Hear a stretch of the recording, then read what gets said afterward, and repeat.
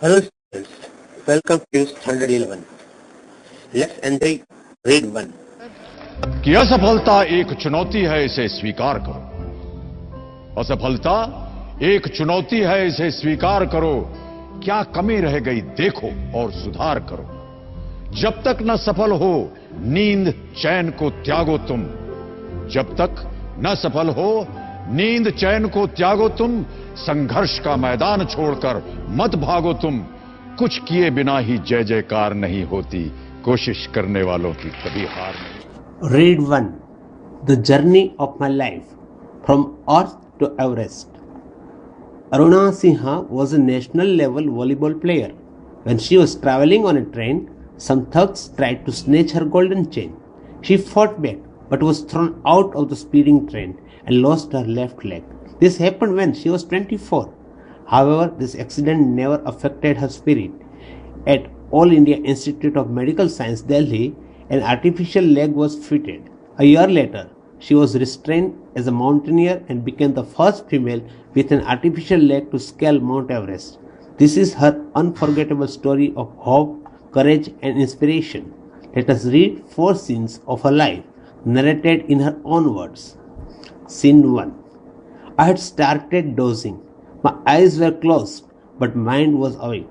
I remember someone saying that Bareilly would come after some time. I was in deep thought when I felt a hand tugging at my gold chain. A girl's sixth sense is always her best companion. I instinctively opened my eyes and saw 4 or 5 young men around me. The drunken looks and behavior gave me an inkling of their intention. I stood up in a flash to tell them that I had no intention of parting with my chain, so they came together at me. Even though the compartment was full, none of my fellow passengers got up to even inquire what was happening. Forget about their coming to my rescue. I had no option but to take them on, so I caught a youth who was trying to seize me up by his collar and push him back. I kicked a couple of others. An exceptional battle had begun inside the train on the move. The wolves made another attempt to snatch my chain. Still I resisted, until one of them, driven by frenzy, gave me an extra hard kick using all his force. Off balance, I could not recover in time. I literally flew out of the train still holding my mobile phone. I was mid-air when I flew right into another train moving on the next track. My body hit the moving speed and rebounded to my body. This ping pong must have continued for several seconds before gravitational force pulled me down. Despite my efforts, my left leg fell on the ground. That was the sound of my leg getting chopped. There was no one to hear my intense scream. I lay motionless for a while, watching the red tail of the train until it dimmed and faded into darkness. Then I fainted. Scene 2. I was admitted to AIIMS, Delhi.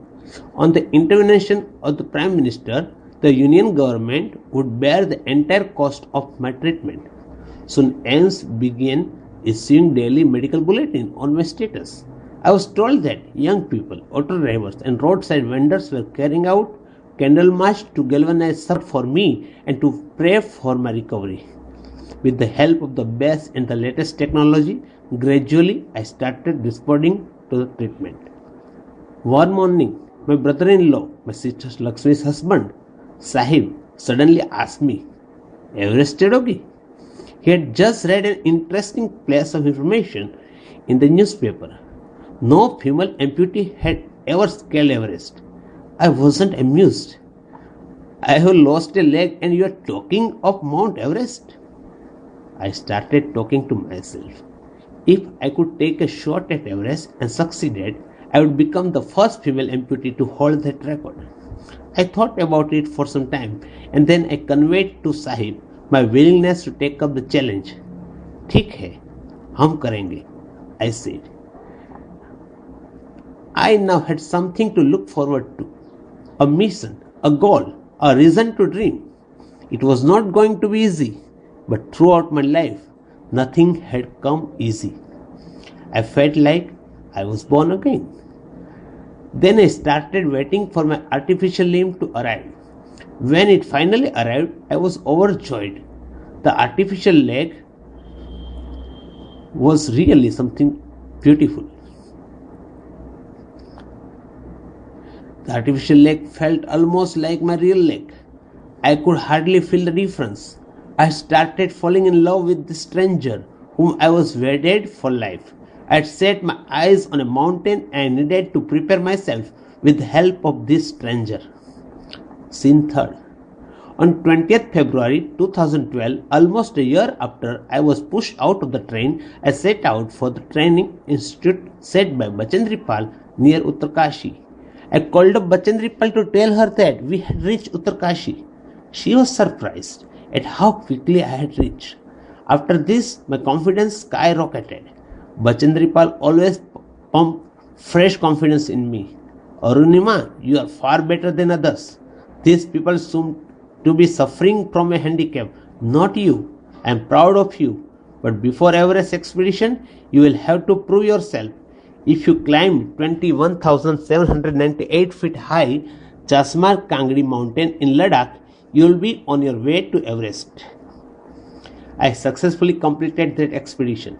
By the time we reached the base camp situated at 18,000 feet, 16 of the 19 members of the team had retired.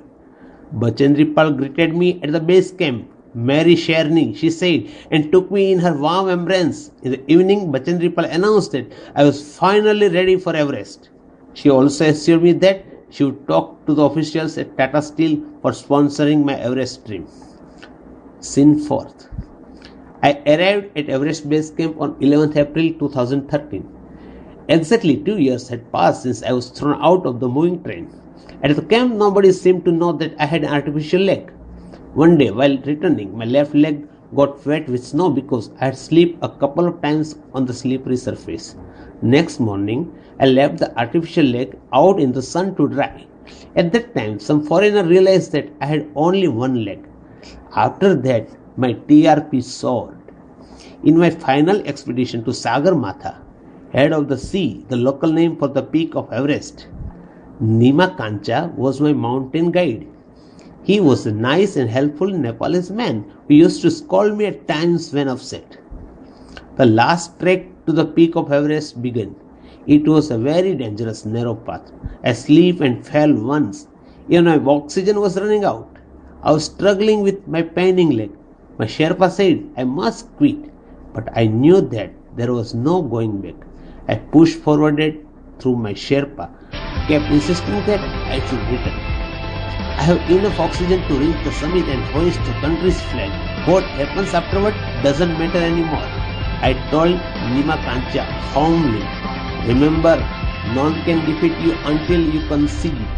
Yes, occasional failure will test you, but keep trying. Some doors of opportunity will certainly open. Then I could see him following me even as I continued to drag myself to the top. The drag continued till it finally happened. The top is a small 20-inch by 20-inch ice table. I saw several flags of various countries fluttering proudly. I had lived this moment so many times in my mind that I did not have to be told that finally I had arrived. At 10:55 a.m. on 21st May 2013, I was on the top of the world. I felt like dancing, crying and laughing at the same time. My mind was a kaleidoscope of emotions. Everyone has a reason to be alive. Maybe this was mine. I held my flag and raised both my hands high up to register my country's record.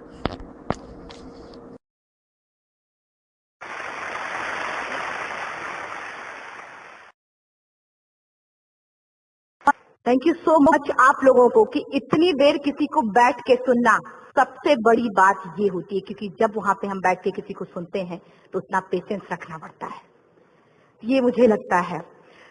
और actually मैं 26 साल की हूँ। 2011 में चलती train से मुझे कुछ बदमाशों ने, मैं वॉलीबॉल चैंपियन भी रह चुकी हूँ, 2011 में चलती ट्रेन से मुझे बदमाशों ने एक गोल्ड चेन पहनी थी, चलती ट्रेन से मुझे उठा के बाहर फेंक दिया था। लखनऊ से दिल्ली आ रही थी मैं। कंपार्टमेंट में बहुत सारे, जनरल कंपार्टमेंट था, बहुत सारे लोग थे, किसी ने मना नहीं किया। एक प्लेयर का जो स्पिरिट होता है वो अपने आप, जब कोई छीनने की कोशिश करता कुछ भी, वो देता नहीं है। तो मेरे में भी था, मैंने मना किया और उन्होंने मुझे चलती ट्रेन से वो 4-5 से उन्होंने बाहर फेंका। दुर्भाग्य ये था कि उसी समय दूसरी ट्रैक से ट्रेन आई और मैं उस ट्रेन में टकराई, फिर नीचे गिरी, दोनों ट्रेनें निकल गईं। कुछ देर बाद मैंने हाथ को ऐसे रख के उठने की कोशिश किया तो देखा कि मेरा पैर कट चुका था। थाई को उठा के देखा, मेरा पैर ऐसे जीन्स में लटका हुआ था, ब्लड फोर्सफुली निकल रहा, दूसरे पैर की हड्डियां टूट टूट के बाहर निकल चुकी थी। पूरी रात में चिल्लाती रही, ट्रैक पे छोटे छोटे पत्थर होते ऐसे चिल्लाती रही कि कोई बचा ले, कोई नहीं आया बचाने।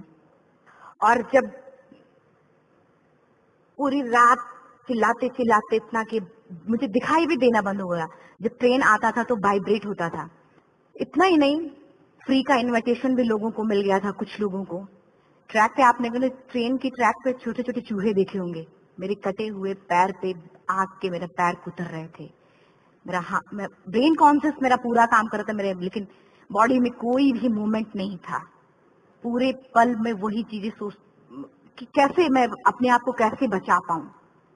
लेकिन करीब पूरी रात ऐसे बीता। सुबह गांव वालों ने मुझे बरेली डिस्ट्रिक्ट हॉस्पिटल यूपी में है, वहां पे हुआ था ये। सुबह गांव वालों ने मुझे उठाया, डिस्ट्रिक्ट हॉस्पिटल ले जाके रखा। तो फार्मासिस्ट, डॉक्टर, सीएम, जितने लोग थे आपस में बातें कर रहे हैं, हमारे पास तो एनेस्थीसिया नहीं है, ब्लड नहीं है, इसका इलाज शुरू करें तो हम कैसे करें। मुझे भी नहीं दिखाई तो नहीं, लेकिन मेरा सुनाई दे रहा था सब कुछ। वहां पे कहाँ पे हिम्मत आई मुझ में, मुझे भी नहीं पता। मैंने बोला वहां पे कि सर जब मेरा पूरा पैर कटा, तब मैंने इतनी देर रेलवे ट्रैक पे थी, मैं उस चीज को बर्दाश्त किया, तो अभी तो आप मेरे अच्छे के लिए मेरे पैर काटेंगे। शायद आपको यकीन नहीं होगा, या फिर कभी आप लोगों ने ये चीज नहीं देखी, कोई डॉक्टर या फार्मासिस्ट अपना ब्लड दे के किसी पेशेंट को बचाया। मेरी इस बात को सुनने के बाद वहां के डॉक्टर और फार्मासिस्ट दोनों ने 1-1 यूनिट ब्लड दिया और मेरे पैर को बिना एनेस्थीसिया अलग कर दिया गया। आज भी मैं उस दर्द को महसूस करती हूँ। जब भी मैं जब बोलती हूँ तब मैं वो चीजें महसूस करती हूँ। उसके बाद जब बात मीडिया में आई, लोगों को पता चला कि रिमा नेशनल प्लेयर है, KGMC king George medical college Lucknow में एडमिट करा, लखनऊ से फिर sport minister, AIIMS trauma centre Delhi. तब तक सब ठीक ठाक चल रहा था, प्लेयर होने की वजह से अच्छा ट्रीटमेंट मिलना शुरू हुआ। करीब 4 महीने में एम्स में रही। एम्स में रहने के बाद जब मैं थोड़ा ठीक हुई, करीब 25 दिन बाद ठीक हुई, न्यूज़पेपर में गोल गोल लिख के आ रहे कि अरुणिमा के पास टिकट नहीं था, अरुणिमा ट्रेन से कूद गई। उसका खंडन किया घर वालों ने, फिर बोला कि अरुणिमा सुसाइड करने गई थी।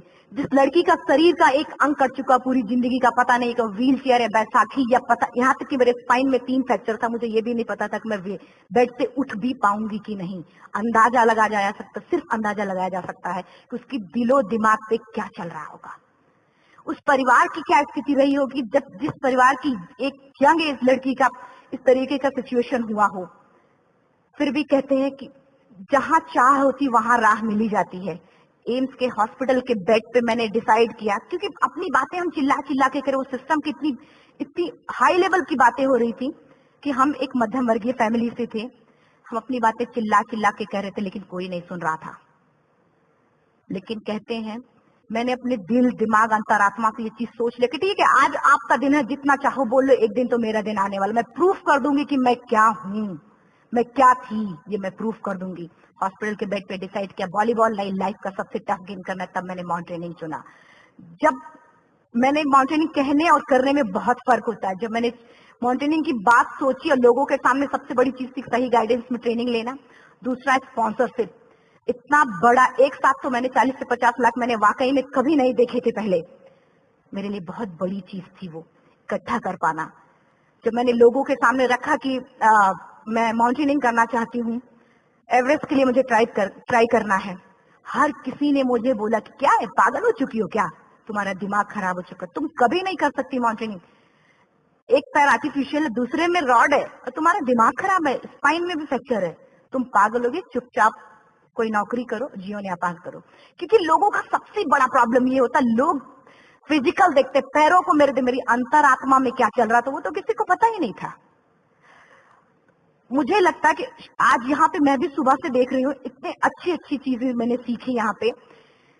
बहुत बड़े बड़े स्पीकर को शायद आप लोगों ने भी, तो आज मैं भी आपको यहाँ पे कि चाहे जितना मोटिवेट करूं, चाहे जितना चीजें मैं बताऊं, लेकिन मुझे लगता है सबसे बड़ा मोटिवेटर कौन होता? आप खुद। जिस दिन किसी भी लक्ष्य के प्रति आपकी अंतरात्मा जाग गई, आपको कोई नहीं रोक सकता उस लक्ष्य को पाने में।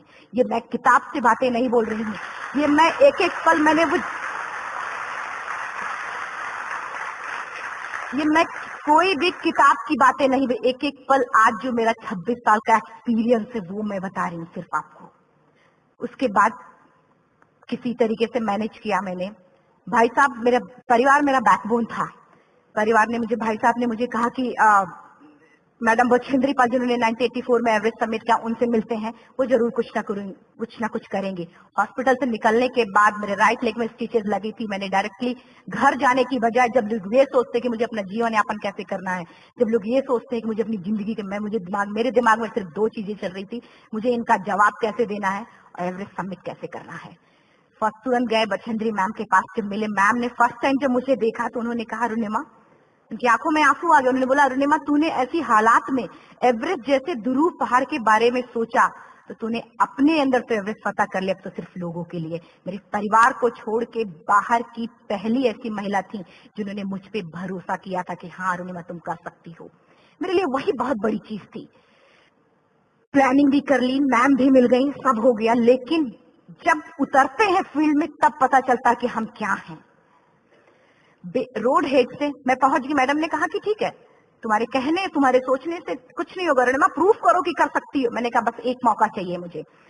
वाकई में जब मैं माउंटेन में पहुंची, रोड हेड से बेस कैंप लोगों को 2 मिनट लगता था, मुझे 3-3 घंटे लगते थे, क्योंकि मेरे राइट लेग की हड्डियां भी नहीं जुड़ी थी। लेफ्ट मेरा आर्टिफिशियल लग चुका था, लेकिन स्टंप एकदम रेड, उसका मतलब घाव एकदम नए थे। मैं अगर पैर रखती थी तो मेरे पैर से जोर से अगर दबा देती थी तो पैर से मेरे ब्लड आने लगता था। सारे लोग नॉर्मल थे वहां पे। हर कोई ये बोलता कि एक पीक के लिए जाते थे तो हर कोई मुझे ये बोलता कि अरुणिमा, तुम धीरे धीरे आओ।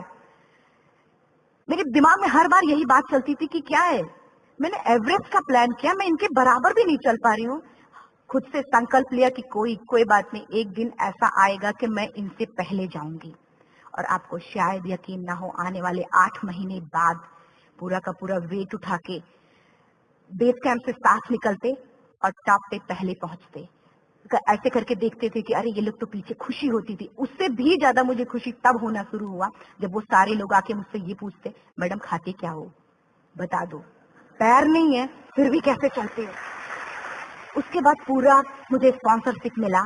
मैं जब एवरेस्ट के लिए गई, मेरे लिए सबसे बड़ा, एवरेस्ट की जर्नी में मेरे सबसे बड़ा चैलेंज यही था कि दूसरे को समझा पाना। मैं नहीं समझा पाती कि भाई मैं कर सकती हूँ। जब मैं एवरेस्ट के लिए, शेरपा होता, शेरपा को जब ये बात पता चला कि मेरा प्रोस्थेटिक लेग है, आर्टिफिशियल लेग है दूसरे में, राउंड बोला नहीं ले जा सकता, इसकी वजह से तो मेरी भी जान जाएगी।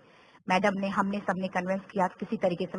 वाकई में जो टीवी में हम और उसमें फोटोज में देखते हैं, ब्लू और ग्रीन आइज, हिला देने वाला होता। जितना सुंदर दिखता उतना ही हिला देने वाला होता। जब मैं, हमारे ग्रुप में 6 लोग थे, रॉकी एरिया तक मैं सबसे पहले थी, लेकिन जैसे ही मैं ग्रीन और ब्लू आइस में गई, मेरा आर्टिफिशियल लेग स्लिप कर जाता था।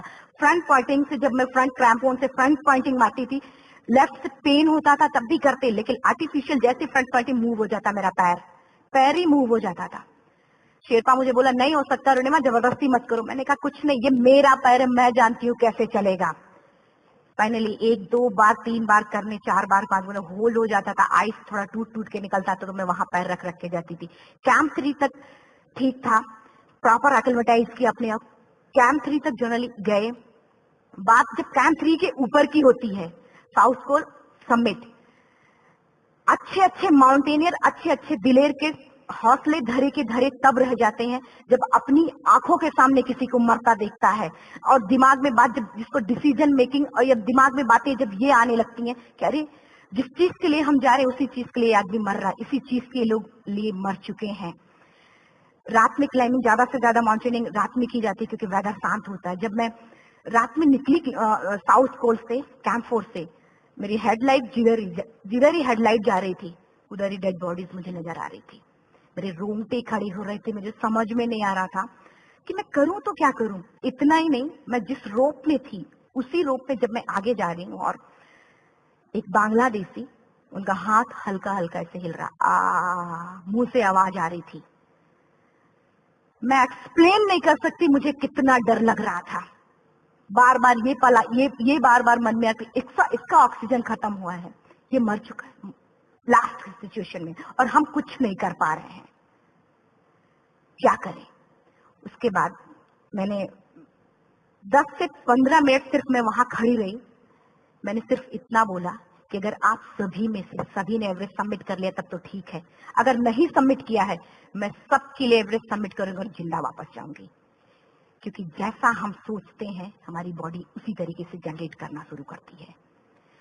मैंने डेड बॉडी, क्योंकि जा ही नहीं सकते थे किनारे से, उसी रोप पे वो एंकर है, डेड बॉडी को लांगी और लांग के जाना शुरू किया। हिलेरी स्टेप साउथ समिट के करीब जब मैं खुद पहुंची, मेरे शेरपा ने एक जोर से झटका मुझे दिया कि अरुणिमा वापस चलो, तुम्हारा ऑक्सीजन खत्म हो रहा है। हिलेरी स्टेप के बाद एवरेस्ट समिट है, थोड़ा चलने के बाद एवरेस्ट समिट है। अगर कोई आपसे ये बोले, आप अपने टारगेट के इतने करीब हो, अगर कोई आपसे ये बोले कि अरुणिमा वापस चलो, कैसा लगता है? मैंने भी यही बोला, सर क्या बोल रहे हो आप, मैं नहीं जाऊंगी वापस। बोले अरुणिमा जिंदगी रही, दोबारा ट्राई करना और एवरेस्ट समिट हो जाएगा दोबारा तुम्हारा। मैंने कहा नहीं, ये आप जिंदगी में गोल्ड चांस बार बार नहीं आते, लाइफ में कभी कभी आता है, ये आपके ऊपर आता, आप उसको पकड़ के रखते हो या फिर छोड़ देते हो। मैं अपना गोल्ड चांस कभी नहीं, क्योंकि मैं जानती थी मुझे स्पॉन्सरशिप बहुत मुश्किल से मिला, एक बार अगर मैं छोड़ देती दोबारा मुझे कभी नहीं मिलता। मैं बहुत अच्छी तरीके से जानती थी। मेरा फाइनली मुझे बैचेंद्री मैम ने भी एक बार बात समझाई थी, मेरी माँ ने मुझे एक बार बताया था कि लाइफ में कभी कभी सिचुएशन ऐसी आती है जब सिर्फ आप अकेले होते हो, डिसीजन सिर्फ आपको लेना होता है। जहां पे भी होना, खड़े होकर हल्का सा पीछे मुड़कर देखना और ये सोचना कि आप एक एक कदम चल के यहाँ तक पहुंचे हो, सिर्फ अपना एक कदम आगे बढ़ाना, तुम देखना कुछ देर बाद तुम टॉप पे होगी। मेरे दिमाग में उनकी बातें वीडियो की तरह चल रही थी और सिर्फ एवरेस्ट का टॉप चल रहा था। मैंने शेरपा को पहले कन्विंस करने की कोशिश की कि भाई चल, कुछ नहीं होगा भाई चल। फाइनली जब वो नहीं माना, मैंने एक कदम आगे बढ़ाया, डिसीजन लिया कि नहीं जाना ही जाना है। आगे बढ़े, करीब 1 से 1.5 घंटे बाद मैं टॉप पे थी। और इतना ही नहीं, आज भी मैं जितनी बार बोलती हूँ उतनी बार मैं महसूस करती, अब मेरे रोंगटे खड़े हो जाते हैं। मेरा दोनों हाथ ऊपर करके जोर जोर चिल्लाने का मन कर रहा कि इतनी जोर से चिल्लाऊं, इतनी जोर से चिल्लाऊं कि सबको बता दूं कि आज मैं टॉप ऑफ द वर्ल्ड पे हूं। उन लोगों को बता दूं जो लोग ये सोचते हैं, लड़की, दूसरे विकलांग, तीसरे मिडिल क्लास में, जो लोग एक बार हार के दोबारा लड़ना नहीं चाहते, जो लोग हारने के बाद सोचते हैं कि हम दोबारा कुछ कर नहीं सकते, उन लोगों को मैं चिल्ला चिल्ला के टॉप से बताना चाहती थी कि नहीं, आप सब कुछ कर सकते हो। सिर्फ एक सोच की विकलांगता, हैंडीकैप आदमी यहाँ से होता है, यहाँ से नहीं। अगर यहाँ से जो आदमी विकलांग है तो नॉर्मल आदमी भी विकलांग है, जो अगर यहाँ से विकलांग है। चिल्ला चिल्ला के मैं बताना चाहती थी। मैंने शेरपा से कहा कि आप एक फोटो खींच लो, क्योंकि सारे लोग फोटो, अपना नेशनल फ्लैग का जो वैल्यू होती है ना, वो जो हम कहीं बाहर होते हैं तो पता चलता है। मुझे भी बहुत खुशी हो रही थी, फ्लैग को हग किया और बोला फोटो खींचो। बोला पागल हो गई है, तेरा ऑक्सीजन कभी भी खत्म हो जाएगा, नीचे चल। नहीं, एक फोटो खींच लो। फोटो खींचा उसने। वो तो अगली बार इतना तेज गुस्सा हुआ, मैंने उसको बोला कि भाई वीडियो भी बना ले। 8848 की हाइट पे ऑक्सीजन खत्म हो रहा है। आज हम भी हंस रहे हैं आप लोगों के साथ, क्योंकि यहाँ पूरा ऑक्सीजन है। और 8848 की हाइट पे जब मुझे शेरपा, कोई भी शेरपा को बोलेगा भाई वीडियो बना, तो परेशान हो जाएगा, पागल हो चुकी, तुम मर जाए, अब मैं जा रहा हूं नीचे। मैंने कहा नहीं, कुछ नहीं होगा, आप बनाओ वीडियो। किसी तरीके से मैं 4-5 पेयर बैटरी रख के लेके गई कि डिस्पोजल कैमरा, एक अलग कैमरा की, मतलब एक नहीं कार्यक्रम करेगा ना तो दूसरा करेगा, प्रॉपर प्लानिंग से। शायद आप लोग भी सोचो कि वाकई में लड़की को इतना बड़ा रिस्क लेने की क्या जरूरत थी, कि जिंदगी कभी भी जा सकती थी इसकी। लेकिन मैंने वो रिस्क लिया क्यों? क्योंकि मैं चाहती थी, कहीं ना कहीं से मेरे भी दिमाग में ये बात आ चुका था कि मैं जिंदा वापस ना जाऊं। मैं चाहती थी कि अगर मैं जिंदा ना जाऊं तो ये वीडियो मेरे इंडिया, शेरपा से मैंने यही बात बोली, ये वीडियो अगर मैं जिंदा नहीं जाती, ये वीडियो मेरे इंडिया पहुंचा देना, मेरे यूथ तक चला जाएगा। क्योंकि मैं चाहती थी कि 11 अप्रैल 2011 को मेरा एक्सीडेंट हुआ, 21 मई 2013 10:55 पे मैं टॉप ऑफ द वर्ल्ड पे थी। ऑलमोस्ट 1 से 2 साल के अंदर कैसे यहां से मैंने ये चीज, मैंने कभी भी कामयाब होने की मेरी वो जिंदगी बन चुकी थी, मेरा जुनून बन चुका था, मेरा पैशन बन, मेरा जिद बन चुका था। वो मेरा सोते उठते बैठते सिर्फ मुझे एवरेस्ट दिखाई दिया। और मुझे लगता है किसी को भी अगर अपना लक्ष्य पाना है, यहाँ से अगर वो पागलपन जब तक नहीं आएगा तब तक नहीं होगा। वो फाइनली उसने वीडियो बनाया। आप बोलो फटाफट रुनिमा नीचे भागो। जब मैं टॉप पे थी तो कुछ लोग और भी थे, लेकिन 10:55 पे मैंने एवरेस्ट सबमिटेड। 11 बजे के बाद अगर कोई अटेम्प्ट करने की कोशिश करता है उसको सुसाइड अटेम्प्ट बोलते हैं। जैसे ही मैं नीचे चलना शुरू की, मैंने कहा भाई हाँ चल नीचे चलते हैं। ज्यादा से ज्यादा मौतें नीचे आते वक्त होती हैं एवरेस्ट पे। जब मैं नीचे आ रही हूँ, थोड़ा दूर ही मैं नीचे चली थी, मेरा ऑक्सीजन पूरी तरीके से खत्म। सिर्फ अंदाजा लगाया सकता कि जब ऑक्सीजन खत्म हुआ क्या परिस्थिति रही होगी। मैं ऐसे नीचे गिर गई और शेरपा मुझे बोल रहा कि रुनिमा मुझे यकीन नहीं था कि तू एवरेस्ट सबमिट कर पाएगी, लेकिन फिर भी तूने किया। मैं चाहता हूँ कि रुनिमा जिंदा चल, तू वापस उठ, खड़ी हो। मुझे खड़ा करने की वो कोशिश कर रहा था बार बार, मैं खड़ी नहीं हो पा रही थी। वाकई में दम ही नहीं था। लेकिन फिर भी कहते हैं कि जैसे हमारे नियम होते हैं वैसे ऊपर वाले के भी नियम है। उसकी लिस्ट में जब मेरा नाम नहीं है तो वो मुझे नहीं ले जा सकता। अगर दूसरी चीज, मेरा कॉन्सेप्ट एकदम क्लियर हो चुका था। जब रेलवे ट्रैक पे मैं थी, रेलवे ट्रैक पे 7 घंटे में पड़ी थी, 49 ट्रेन अप डाउन हुई थी। तो मेरा कॉन्सेप्ट एकदम क्लियर हो चुका था। इसका मतलब है कि ऊपर वाले ने अगर मुझे कुछ बचाया है तो कुछ न कुछ इतिहास रचने के लिए बचाया है। मैंने पॉजिटिव तरीके से सोचा। और उसी समय एक ब्रिटिश क्लाइंबर नीचे से ऊपर आ रहा था और उसके पास 2 ऑक्सीजन, तो उसने एक को वहीं फेंका और दूसरे को लेके नीचे जाना शुरू किया क्योंकि वेदर खराब था। मेरा शेरपा मुझे एंकर किया और जाने लगा नीचे, और वो फटाफट उसको लेके आए, मुझे लगाया। उसने बोला रुनिमा तू बहुत लकी है कि तुझे यहाँ पे ऑक्सीजन मिला है। वाकई में ऊपर वाला भी चाहता है कि तू जिंदा रहे। वो मुझे बार बार लकी लकी बोल रहा था। शायद आप लोग में से भी कोई होगा कि जो लक और भाग्य जैसी चीजों पे भी यकीन करता हो, या पता नहीं भी। मैं किसी की भावनाओं को ठेस नहीं पहुंचाना चाहते, लेकिन मैं इन किसी भी चीजों पे भरोसा नहीं करती, क्योंकि मेरा मानना है कि लक भी उसी का साथ देता है जिसके अंदर जीतने का जज्बा है।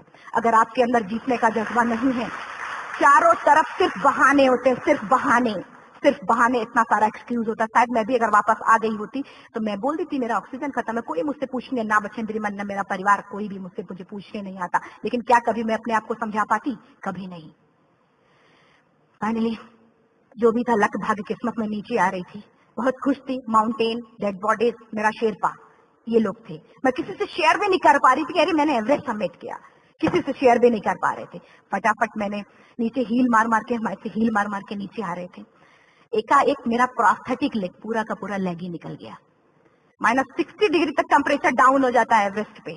मेरा हाथ वगैरह ये सब ऐसे मूवमेंट, ऐसे मुड़ नहीं रहा था, ब्लड निकलने लगा था। ये सब यहाँ पे मुझे शेरपा से मैं बोल रही थी कि ऑलरेडी मेरा पैर कटा हुआ है, अगर दिमाग में ये बात है कि मेरा हाथ भी काटना पड़ेगा, कैसा लगेगा मेरा दिमाग। क्योंकि ये ऐसा मूवमेंट, रेड 3 स्टेज होती हैं। रेड मेरा हो चुका था, रेड, ब्लैक, ब्लू, ब्लैक हो तो काटना पड़ेगा। तो बार बार मैं बोल रही हूँ शेरपा से कि भाई हाथ मेरा कुछ हो रहा है, इसमें मूवमेंट नहीं हो रहा है, यहाँ सबसे ब्लड हो। बोला रुनिमा कुछ नहीं, जितना नीचे जाएंगे उतना अच्छा होगा।